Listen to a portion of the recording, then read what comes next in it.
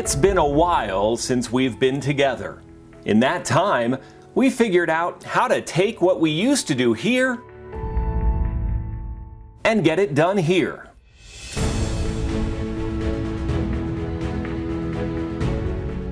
Soon, some of us will be coming back to the buildings. And the same way you have had to make changes to the way you operate, so have we. We've installed a number of features to keep you, our employees, and our community safe. So, what do you need to know before you return to Adams County buildings?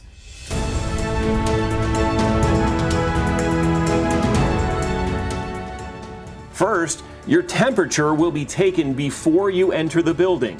As you walk in, your temperature will be read either by a staff member with a thermometer or one of these innovative kiosks. It's recommended that you take your temperature before you come to work, and if it's above normal, please stay home. Second, masks will be required. To enter any Adams County building, whether as an employee or at a public entrance, you will be required to wear a mask. The county will provide a cloth face mask to every employee. Employees should hang on to the mask and plan to reuse it throughout the week. What is the proper way to wear a mask? Well, make sure your hands are clean before you touch the mask. When putting the mask on, make sure it covers your nose and extends all the way below your chin, covering facial hair in the process. Make sure you wash your hands before removing the mask, and then do so by unlooping it from your ears. Since your mask will likely be exposed to germs and pathogens in the air on a daily basis, it should be washed often. If your mask is soiled or otherwise unbreathable, it's required that you clean it or dispose of it and get a new one if it cannot be washed. Employees may use their own masks as long as it meets the requirements.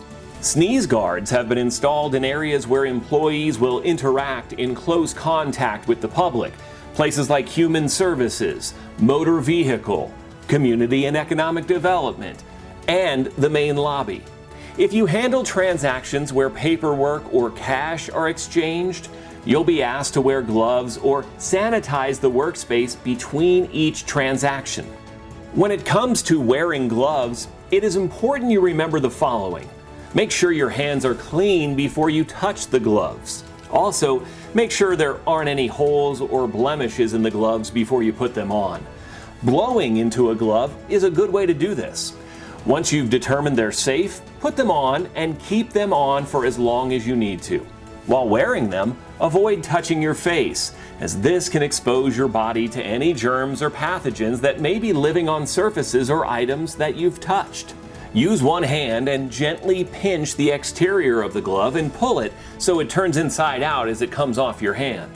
Once the gloves are off, dispose of them in the nearest trash can.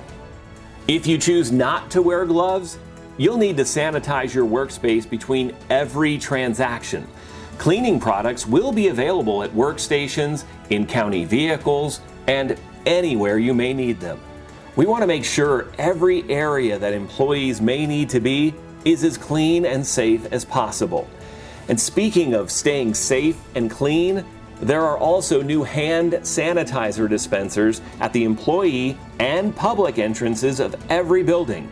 If you're unable to wash your hands with soap and water, we recommend you use hand sanitizer often. Let's talk about social distancing. While in your offices, social distancing norms should be followed. Remember, stay 6 feet apart, and if that's not possible, make sure you're taking other precautions as recommended by your supervisor. Also, during this time, if you need to conduct a business meeting, it should be handled through a phone call or a virtual meeting with Microsoft Teams or Zoom. The buildings are not going to be as full as they were before. For several months, most departments will only have a few employees returning to the office. Meanwhile, the others will remain at home. Directors, managers, and supervisors in each department will work out a plan to determine who will be coming to the office and who will continue to work at home, at least for the foreseeable future.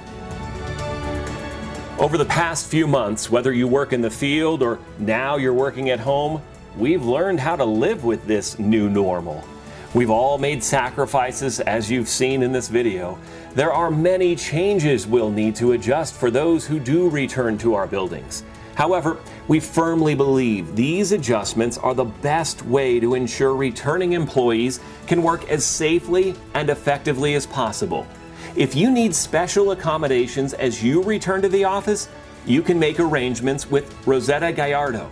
Her contact info is on the screen. Thank you so much for your time and understanding as we slowly transition back to Adams County buildings.